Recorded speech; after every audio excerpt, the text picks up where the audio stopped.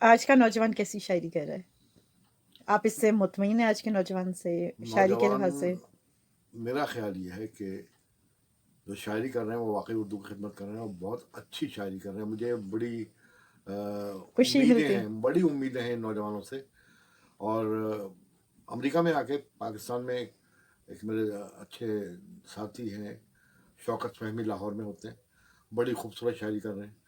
امریکہ میں تو اب جو لوگ میرے زیادہ قریب ہیں ان میں ایک احمد عرفان ہیں، راجہ اویس ہیں، اعجاز بھٹی تو میرا شاگرد ہے. اور جی جی. وہ ایسا شاگرد ہے کہ جس پہ مجھے فخر ہے. میں شاگردوں کا ہجوم نہیں بناتا، میں بڑی چھانٹ کے سوچ سمجھ کے کرتا ہوں. اور اعجاز میں وہ ساری صلاحیتیں موجود ہیں جو ایک اچھے شاعر میں ہونی چاہیے، اور مجھے اس میں ناز بھی ہے. اس کے علاوہ اس کے اور کون علاوہ سے شاعر ہیں؟ ایک اور شاعر ہیں کمال وارث، وہ بھی میرے اچھے دوستوں میں سے ہیں. کمال وارث خان. کمال وارث خان، جن کے ماشاء اللہ 5 مجموعے اب تک آ چکے ہیں، اور اور خوبصورت اور شاعری ان کرتے کے ہیں. علاوہ اور نام بہت سے ہیں. اب شاید آپ ذکر کر رہے تھے انٹرویو سے پہلے، شاید حماد بھی کوئی ہیں. پروفیسر حماد خان، وہ بھی بہت بہت عمدگی سے شاعری کر رہا ہے، بہت عمدگی سے شاعری کر رہا ہے، اور وہ بھی میرے اس حساب سے میرے بہت قریب ہے. اور ضیاء الحق قاسمی کے توسط سے میں نے پہلا مزاح کا مشاعرہ پڑھا. وہ پوری مشاعروں کی چین تھی، ایک تقریباً 15 مشاعرے اس سلسلے میں تھے اور پورے پاکستان میں تھے. تو اس میں پاکستان کے 11 مزاح نگار شاعر تھے، 12واں میں تھا. اور پہلے ہی مشاعرے میں جتنی مجھے کامیابی ملی، جتنی داد میں نے ملی. سمیٹی، وہ میرے لیے ناقابل فراموش آج بھی ہے. اور اس مشاعرے میں مجھے پہلے مشاعرے میں 500 روپے ملے، کامیابی کے جھنڈے گاڑ دیے آپ اور نے پھر ہر مشاعرے میں مجھے 500 روپے ملے، اور تقریباً میں نے اچھے خاصے پیسے وہاں سے کمائے. تو میں یہ نہیں کہتا کہ شاعری میں نہیں ہوتا، لیکن ہمارے یہاں پاکستان میں رجحان نہیں ہے کہ مشاعرے میں شعراء کو ادائیگی کی جاتی ہے. حالانکہ اور دوسرے پروگراموں میں، فنکشنوں میں لوگ کر لیتے ہیں، لیکن یہ رجحان نہیں ہے کہ شعراء، پتہ نہیں، میری نظر میں سمجھتا ہوں کہ شاید فالتو سمجھتے ہیں، جو انہیں اپنی تفریح کے لیے بلوا لیتے ہیں لیکن پیسے ویسے نہیں دیتے. یہ رجحان ختم ہونا چاہیے. شاید کہ اپنی محنت ہوتی ہے، کرتا ہے. بہرحال یہ ایک ضمنی بات تھی. تو مزاحیہ شاعری کے حوالے شاعری سے کوئی آپ کو اپنا قطع یاد ہو؟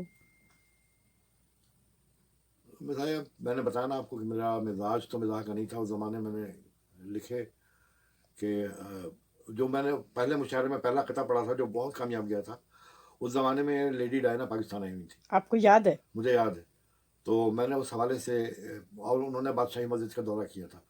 جی. تو جب میں نے تصاویر دیکھی بادشاہی مسجد کا جو انہوں نے دورہ کیا، تو اس میں نے قطعہ لکھا جی کہ ہاتھ لیڈی ڈائنا کا آ گیا جو ہاتھ میں، جی مقرر. ہاتھ لیڈی ڈائنا کا آ گیا جو ہاتھ میں، مولوی آزاد سے کچھ لوگ جل کر رہ گئے، مولوی آزاد سے کچھ لوگ جل کر رہ گئے. کچھ نے تو مارے حسد کے ان کو کافر کہہ دیا، اور جو کچھ کہہ نہ پائے ہاتھ مل کر رہ گئے. جب آپ یہاں پہ امریکہ میں رہائش آپ نے اختیار کر لی، مشاعروں میں شرکت کرتے رہے، تو اخبارات میں صحافتی جو سرگرمیاں تھیں وہ کس طرح آپ کرتے رہے؟ صحافت تو میں نے کہا نا، لکھنا لکھانا تو میرے خون میں ہے، وہ چاہے شاعری ہو چاہے نثر ہو. یہاں میں نے اخبارات میں لکھنا شروع کیا. ایک اخبار تو میں وہ تھا یہاں پہ شتیبل کے نام سے، جس سے میں پاکستان سے لکھتا آیا تھا. وہ سلسلہ یہاں جاری رہا. ہفتہ روزہ ہوتے ہیں اخبارات، تو میں نے قطعات لکھنے شروع کیے اس میں. اس کے بعد یہاں سب سے بڑا اخبار ہے اردو ٹائمز، اچھا معروف اور پرانا اخبار ہے. میں نے وہاں پہ ادبی کالم لکھنے شروع کیے، بایوگرافیز لکھی شعراء کی، اساتذہ میں سے بھی اور موجودہ دور کے شعراء کی بھی. اور پھر کئی اخباروں میں نے کیا کام. سلسلہ لکھنے لکھانے کا تو کئی اخبارات میں رہا ہو. پاکستان نیوز پاکستان میں بھی لکھا، سزائے پاکستان میں بھی لکھا. محسن ظہیر نے پھر اپنا سلسلہ شروع کر دیا اردو نیوز، اس میں بھی سلسلہ میرا چلتا رہا. اور اس وقت میں ایک ہفتہ روزہ نکل رہا ہے آواز کے نام سے، جسے فروخ میرے دوست سے وہ چلا رہے ہیں، اس میں قطعات لکھ رہا ہوں. آپ نے مزاحیہ شاعری کو کبھی کی؟ مزاحیہ شاعری میں دیکھیں بھی کے میرا حوالے سے کچھ میرا بتائیں. مزاحیہ شاعری کا حوالہ تو بہت بڑا ہے، اور اس میں تھوڑا سا ڈیٹیل میں جاؤں گا، دیکھ لینا. آپ اس کو خود ایڈٹ کر لیجیے گا، کیونکہ میں ایک بات ضرور کہنا چاہوں گا کہ عموماً یہاں خیال یہ ہے کہ شاعری روٹی نہیں کھلاتی، پیٹ نہیں بھرتی. لیکن مزاح کی شاعری نے میرا پیٹ بھی بھرا. پاکستان میں جب میں تھا، وہاں میں نے اسٹارٹ کیا تھا، تو اس وقت मैं संजीदा गज़लें कहता था, मिज़ाह की तरफ मेरा रुझान नहीं था। तो वहाँ एक मारूफ शायर थे ज़ियाउल हक कासमी, वो भी बड़ी मोहब्बत करते थे मुझसे। उन्होंने मुझसे पूछा, जब उन्होंने देखा कि मैं जॉबलेस हूँ, जी। तो उन्होंने मुझसे कहा कि मिज़ाह कर लोगे, शायरी कर लोगे? मैंने कहा जी मैं कर लूँगा। तो अच्छा। फिर मैंने मिज़ाहिया शायरी वहाँ से शुरू की। अमेरिका कब आए और यहाँ पर अदबी सहाफ़ती खिदमात के हवाले से कुछ बताएँ? 2003 में मैं अमेरिका आया था, और यहाँ अदबी माहौल तो मेरे लिए नया था, इसलिए कि मैंने यहाँ के शोरा से वाकिफ़ नहीं था, यहाँ क्या अदबी माहौल है इससे पता नहीं था। लेकिन बहरहाल फील्ड मेरी यही थी, तो मैंने मेरी जुस्तजू का रंग ले आई, और मेरी मुलाकात हुई रईस फारसी से। रईस फारसी यहाँ पे मेरे दो दोस्तों के छोटे भाई थे। इनके बड़े भाई सईद वारसी और रशीद वारसी कराची मरहूम कराची में थे, और मैंने उनके यहाँ बहुत मुशायरे पढ़े हैं। वो मेरे अच्छे दोस्तों में से थे। रईस से मेरी मुलाकात यहाँ हुई, और रईस ने मुझे यहाँ के अदबी लोगों से माफ़ मुतारिफ कराया। और मुशायरों में उसमें शिरकत की आपने? और गहवार अदब कि ज में मैंने शुरू किया सिलसिला अपना यहाँ पे आके। तो वहाँ मुलाकात मेरी हुई रोहेल ख़ान से, जो गहवार अदब के इंचार्ज थे, मुजीद नादिम आबादी के नाम से शायरी करते थे। बहुत अच्छे आदमी थे, नफीस थे। अभी हाल ही में उनका इंतकाल हुआ है। तो फिर उसके बाद हल्का अरबाब ज़ौक़ के मुशायरे मैंने पढ़ने शुरू किए। बल्कि गहवार अदब में तो एक वक्त तक रोहेल भाई ने मुझे उसका इंचार्ज निगरान बना दिया था। तो फिर उसके बाद हल्का अरबाब ज़ौक़ में काफ़ी अरसे तक सिलसिला चलता रहा है मेरा। अब भी गाहे बगाहे में जाता रहता हूँ। अब सेहत जवाब दे गई तो ज़रा मुश्किल होता है जाना मुशायरों में, लेकिन जाता हूँ। और आप ज़िक्र कर रहे थे इंटरव्यू से पहले कारवान फ़िक्र फ़न का, उस तंज़ीम के हवाले से। कारवान फ़िक्र फ़न पहले वकील अंसारी साहब ने बुनियाद डाली थी इसकी, और उनका मेरा ताल्लुक़ कमोबेश भाइयों जैसा है। वकील जी। अंसारी बहुत मोहब्बत करने वाले इंसान भी हैं और अच्छे शायर भी हैं। तो उन्होंने मुझसे तज़किरा किया कि यार अकेले मुश्किल हो जाता है। तो फिर मैंने हामी भर ली कि मैं भी कारवान का हिस्सा बन जाता हूँ, और उस कारवान में मैंने कई लोगों को इकट्ठा किया। वकील अंसारी साहब मेरे साथ साथ थे, उसमें मेरे शागिर्द भी थे, एक दो फिर कुछ अच्छे नौजवान छोड़ा। तो कारवान बड़ी कामयाबी से चल रहा है हमारे पास, कारवान फ़िक्र फ़न। आजकल कोरोना का मसला चल रहा है, उस हवाले से आपने कुछ लिखा या आपके क्या ख़यालात हैं? आप हमारे साथ शेयर करें।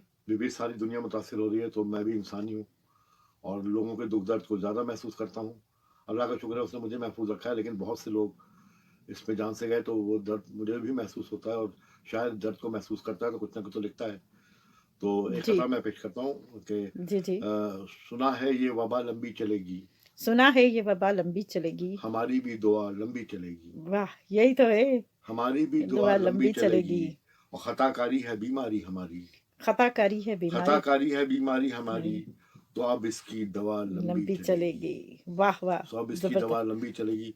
अच्छा, इसी हवाले से मैंने एक गज़ल भी कही थी, और वो गज़ल इतनी पॉपुलर हुई क्योंकि जो हालात लॉकडाउन और ये सारी चीज़ें, चल रहे हैं। तो उस गज़ल को तहत लफ्ज़ भी रिकॉर्ड किया गया, और उसके बाद मेरे एक बहुत अच्छे दोस्त हैं, किसने तहत लफ्ज़ रिकॉर्ड किया? किस टीवी ने? काबिश टीवी ने तहत लफ्ज़ रिकॉर्ड किया, और फिर मेरे एक बहुत अच्छे दोस्त हैं, गुलकार हैं यहाँ, बहुत अच्छी गायकी है उनकी, अज़ीज़ पीरज़ादा। जी, जी। उन्होंने उस गज़ल को फ़ौरी तौर पे कंपोज़ भी किया, और वो भी काबिश टेलीविज़न ने नशर की तहत लफ्ज़ के साथ-साथ। बड़ी पज़ीराई मिली है उस गज़ल पे मुझे, और अल्लाह इज़्ज़त देने वाला है। लेकिन मेरी दुआ ये है कि ये वबा जल्द से जल्द जल्दी से ख़त्म हो जान जाए। छोड़े, अल्लाह ताला लोगों की आसानियाँ ज़िंदगी पैदा महफूज़ करे। रखे, सबको अपने हिफ्ज़-ओ-मान में रखे, और आमीन, लोगों के आमीन। लिए आसानियाँ पैदा करे। माशरती तनाज़ुर में बड़ों और छोटों के रवैये को आप किस नज़र से देखते हैं? बीवी हम मुसलमान हैं माशाअल्लाह, अल्हम्दुलिल्लाह। और इस्लाम में बड़ों का एहतराम और छोटों से शफ़क़त का दर्स दिया गया है। खुद जी, हमारे रसूलुल्लाह सल्लल्लाहु सल्लल्लाहु अलैहि अलैहि वसल्लम वसल्लम। की हयात में भी ये वाज़ेह मिसालें हैं, और उन्होंने ज़ाहिर है ये हमें अपने किरदार से, अपने जो कुछ उन्होंने किया, सीरत जो से उनकी हयात, अपनी सीरत से हमें यही सबक दिया है। लेकिन मग़रिबी मुआशरा मेरी नज़र में इससे बिल्कुल मुख्तलिफ है। मग़रिब में यहाँ के मैंने देखा है कि एहतराम अंदर होता हो या नहीं होता इसका मुझे इल्म नहीं है, लेकिन यहाँ मैंने देखा है कि यहाँ नौजवान अपने बूढ़े वालिदैन को भी छोड़ देते हैं। जैसे ही वो عمر کے اس حصے میں ہوتے ہیں روزگار ہوتے ہیں, شادی کر لیتے ہیں, تو وہ اپنے والدین کو جا کے اولڈ ہومز میں چھوڑاتے ہیں. اور میں نے ان والدین کو بھی دیکھا ہے وہاں اولڈ ہومز میں جو اپنے بچوں کے راستے تکتے رہتے ہیں اور بچے ان تک نہیں آتے, کیونکہ شاید ان کے پاس وقت نہیں ہوتا. یہ بہت دکھ دینے والی بات ہے. لیکن جو لوگ پاکستان سے یا ہندوستان سے یا بنگلہ دیش سے یہاں آئے ہیں ان کو میں نے دیکھا ہے, ان کے وہ مشرقی روایت آج بھی ہیں, اسلامی روایت ان میں آج بھی ہیں. وہ اپنے بڑوں کا احترام کرتے ہیں, وہ اپنے چھوٹوں سے شفقت کرتے ہیں, اور خدا کرے کہ یہ ریت قائم رہے. مجھے خوشی اس بات کی ہوتی ہے کہ ان لوگوں پہ مغرب کا اثر ہوا ہے, لیکن کم ہے, ہوتی ہے, لیکن وہ اپنے دین کو نہیں چھوڑتے. سب سے بڑی بات جو ہے میرے لیے یہ اطمینان کی بات کی ہے. آپ نے کہا تھا کہ آپ نے کرونا کے حوالے سے جو غزل آپ کی نشر کی گئی ہے کابش ٹی وی پہ اور عزیز پیرزادہ صاحب نے گائی ہے, وہ غزل بھی آپ سنا دیں تاکہ باقی لوگ بھی اس سے محظوظ ہو سکیں. بالکل میں پیش کر دیتا ہوں. آج کا لاک ڈاؤن کا سلسلہ چل رہا ہے, میں نے بتایا بھی پہلے, تو اس حوالے سے یہ غزل ہے کہ زخم دل اس کو دکھانے پہ بھی پابندی ہے, زخم دل اس کو دکھانے پہ بھی پابندی ہے, کوچے یار میں جانے پہ بھی پابندی ہے, کوچے یار میں جانے پہ بھی پابندی ہے, اور فاصلہ رکھ کے جو کر سکتے ہو کر لو دیدار, فاصلہ رکھ کے جو کر سکتے ہو کر لو دیدار, اسے نزدیک بلانے پہ بھی پابندی ہے, اسے نزدیک بلانے پہ بھی پابندی ہے. اور ہم ترستے تھے گلے اس کو لگانے کے لیے, ہم ترستے تھے گلے اس کو لگانے کے لیے, اور اب ہاتھ ملانے پہ بھی پابندی ہے. زبردست. اور اب ہاتھ ملانے پہ بھی پابندی ہے, اور بے بسی ایسی کہ ہم سے وہ اگر روٹھے بھی, بے بسی ایسی کہ ہم سے وہ اگر روٹھے بھی, ان دنوں اس کو منانے پہ بھی پابندی ہے, ان دنوں اس کو منانے پہ بھی پابندی ہے. اور شاعر ہوں, مشاعرہ میں جاتا رہتا تھا, تو اب وہ لاک ڈاؤن کی وجہ سے کہیں نہ مشاعرے ہو رہے ہیں نہ جایا جا سکتا ہے, تو اس حوالے سے ایک شعر اسی غزل میں آ گیا کہ آن لائن ہی سناؤ نئی غزلیں کہہ کر, آن لائن ہی سناؤ نئی غزلیں کہہ کر, بزم میں شعر سنانے پہ بھی پابندی ہے. اور جس طرح کا ہے چمن اس کو یوں ہی رہنے دو, جس طرح کا ہے چمن اس کو یوں ہی رہنے دو, گل نیا کوئی کھلانے پہ بھی پابندی ہے, گل نیا کوئی کھلانے پہ بھی پابندی ہے. جی اگلا شعر. اور مقطع پیش کر رہا ہوں کہ کن گناہوں کی سزا ہم کو ملی ہے یہ ندیم, کن گناہوں کی سزا ہم کو, کن گناہوں کی سزا ہم کو ملی ہے یہ ندیم, گھر میں اللہ کے جانے پہ بھی پابندی ہے, گھر میں اللہ کے جانے پہ بھی پابندی ہے. تو یہ غزل ہوئی تھی. بہت اچھی غزل ہے, آج کل کے حالات سے بالکل بالکل آج کل کے حالات کے اوپر ہے. آپ نے بہت اچھی غزل سنائی ہے کرونا کے حوالے سے, تو لگتا ہے آپ کی شاعری سنتے سنتے میں تھوڑی تھوڑی شاعرہ سے زیادہ شاعرہ ہوتی جا رہی ہوں. تو اپنے مداحوں کے لیے اور نوجوان شاعروں کے لیے کوئی پیغام؟ نوجوان شعراء کے لیے تو میرا وہی پیغام جو مجھے میرے روحانی استاد نے دیا تھا, اسے میں آگے بڑھانا چاہ رہا ہوں جی, کہ کم کہو اچھا کہو, اور اگر کم کہو گے تو شعر میں معیار پیدا ہوگا, اچھا کہنے لگو گے. اور دوسری بات یہ ہے کہ جو نوجوان شعراء ہیں وہ بے شک شاعری کر رہے ہیں, لیکن اور کیونکہ یہاں کے لوگوں سے میں زیادہ مخاطب ہوں, یہاں کے شعراء سے اور پاکستان میں رہنے والوں سے بھی, کہ کہیں بھی ہوں, چاہے اپنے ملک میں ہوں چاہے بیرون ملک ہوں, اپنے وطن سے محبت کرنا سیکھیں. وطن ہے تو سب کچھ ہے, وطن سے ہمارا نام ہے, ہماری پہچان ہے. اگر وطن نہ رہا, اللہ نہ کرے میرے منہ میں خاک, تو پھر ہم بھی نہیں رہیں گے, کچھ بھی نہیں رہے گا. یعنی کہ آپ شاعروں کو دو پیغام دے رہے ہیں کہ کوالٹی آف ورک دیکھیں, کوانٹٹی آف ورک نہ دیکھیں. کوانٹٹی پہ توجہ دینے کی بجائے کوالٹی پہ توجہ دیں, اور اپنے دین سے اور اپنے وطن سے محبت کریں. بہت اچھا پیغام آپ نے دیا. میں بہت زیادہ شکریہ فرحت ندیم ہمایوں صاحب کا, آپ کا بہت بہت شکریہ. میں شکر گزار ہوں ظفر بھوپالی کی اور آپ کی کہ آپ دونوں نے مجھے یہ موقع دیا اتنے اچھے شاعر سے ملنے کا, اور اتنا اچھا انٹرویو آپ نے مجھے دیا. جزاک اللہ خیر. اللہ حافظ. اللہ حافظ. میں آپ کا بھی شکریہ ادا کرتا ہوں, ظفر بھوپالی کا ایک دفعہ پھر شکریہ. جی, اور نوازش آپ کی, آپ تشریف لائیں.